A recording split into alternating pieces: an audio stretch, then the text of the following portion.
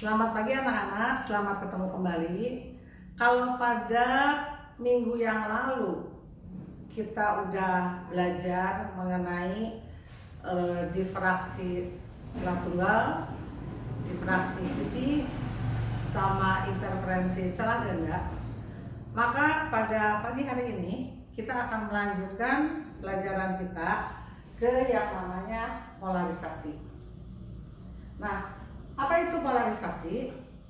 Polarisasi itu adalah suatu pengkutupan cahaya yang bisa terjadi di gelombang transversal. Nah, apa yang akan saya jelaskan ini di buku cetak kalian itu terdapat di halaman 171. Ya. Jadi polarisasi cahaya itu adalah pengkutupan arah getar dari gelombang transversal. Anak-anak, untuk menghasilkan polarisasi cahaya yang sudah terpolarisasi itu ada dua. Yang pertama adalah dengan cara penyerapan atau absorpsi selektif. Misalnya begini, di sini kan ada sumber cahaya nih, dia punya intensitas I0. Di sini polarisasi yang membuat cahaya itu dikutupkan, Di sini polarisator yang menyebabkan cahayanya dikutupkan, dan di sebelah sini itu ada analisator. Sebenarnya antara polarisator dan analisator itu sama aja, cuman namanya beda. Nah, setelah cahaya itu lewat ke polarisator, ya, ini sudah dikutupkan cahayanya, terpolarisasi. Dia di sini tuh punya intensitas I1. Nah, I1 itu besarnya adalah setengah I0. Yang berikutnya, kalau dari sinar yang udah lewat ke polarisator itu di sini ada yang namanya analisator. Setelah lewat analisator, ini adalah I2, intensitas 2.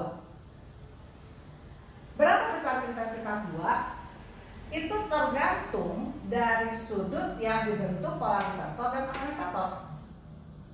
Kalau antara polarisator dan analisator itu terbentuk sudut alfa, sudut antara polarisator dan analisator yang pertama, maka besarnya I2 ini adalah I1 kosinus kuadrat alfa. Jadi alfa itu adalah sudut antara polarisator dengan analisator yang pertama.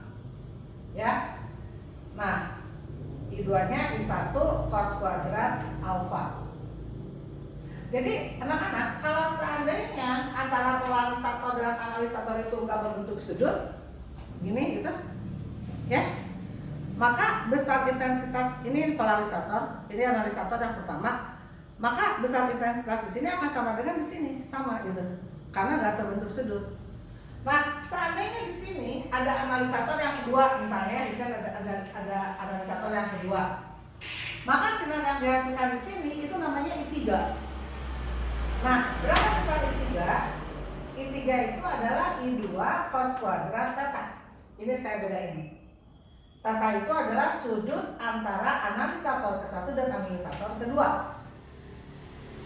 Nah, ini kalau di buku kalian itu di halaman 172, persamaan ini adalah dikenal dengan hukum halus. Coba kalian lihat buku halaman 172. Dari persamaan hukum halus ini dapat disimpulkan yang pertama, intensitas cahaya yang diteruskan akan maksimum jika kedua sumbu polarisasi itu sejajar. Jadi sudutnya 0 derajat dan 180 derajat. Yang tadi saya jelaskan. Jadi intensitasnya sama gitu ya, maksimum. Yang kedua, intensitas cahaya yang diteruskan itu akan 0 diserap seluruhnya oleh analisator jika kedua sumbu polarisasi tegak lurus satu sama lain. Ya, karena kalau misalkan 90 derajat, kita tahu kosinus 90 itu adalah 0 di sini. Nah, ini adalah penyerapan cahaya, polarisasi cahaya karena penyerapan. Yang berikutnya adalah polarisasi cahaya yang diakibatkan oleh pemantulan. Begini, misalnya ada sinar yang datang ya dari udara ke air. Udara punya indeks bias 1, air punya indeks bias 2. Ini sinar datang dengan sudut datang I, ini sinar pantul dengan sudut datang theta. Dimana berdasarkan hukum Snellius kita tahu kalau I itu adalah sama dengan theta.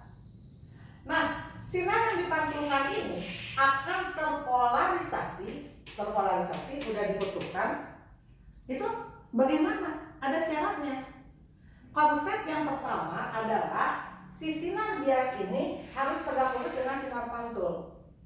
Jadi kalian lihat, ini sinar datang dari udara ke air, ya tuh kalau teruskan kan ini.